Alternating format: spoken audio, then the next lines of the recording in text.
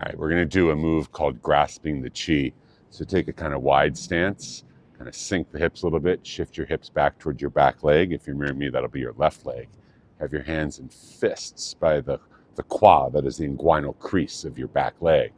You're gonna bring the hands up as you're gonna turn and shift the weight, kind of reach out like you're grasping the chi, and then you're gonna pull and you're gonna curl back. So you're pushing forward like you're grasping the chi, and you're curling and pulling back.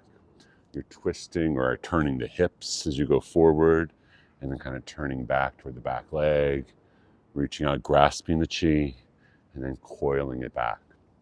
We're going to talk about Aesop's fable of the dog and the meat. So there's a dog, and he's walking along, and he's got a nice piece of meat in his mouth, and he's quite happy with himself.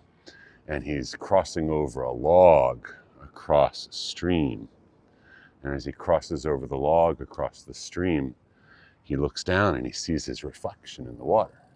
And he sees and he thinks, oh, there's a dog down there with a really nice piece of meat in his mouth.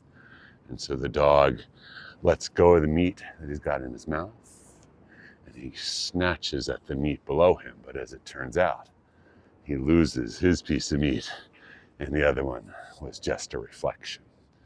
And so the dog walks away unhappy. Let's switch sides. So you're gonna begin again, grasping the chi on the second side, reaching out and pulling back. And so there's the dog, and he's got himself a nice old piece of meat. I guess maybe it's a fresh piece of meat. Anyway, the dog likes it. And he's carrying it in his mouth because he doesn't have a backpack. And as he is walking along, he comes to a log that's kind of fallen across the stream. And so he's walking across the stream, and he looks down, and he sees below him there's another dog with a really nice piece of meat in its mouth. And so the dog wants that second piece of meat, and he bites at it. He kind of reaches down to get it. And as it turns out, when he opens his mouth to get it, he loses the piece of meat in his mouth, and the whole scene just collapses into chaos.